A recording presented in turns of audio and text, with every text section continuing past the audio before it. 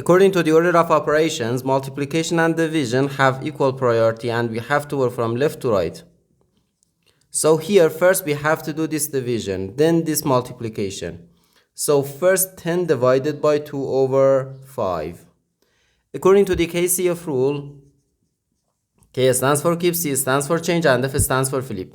We can write keep the first fraction, change division to multiplication, and flip the second fraction.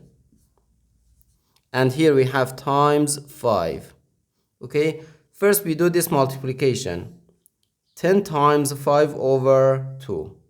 2 divided by 2 gives us 1, and 10 divided by 2 equals 5. So here we have 5 times 5, which equals 25. So 25 times 5, which equals 125. And this is our final answer to this problem.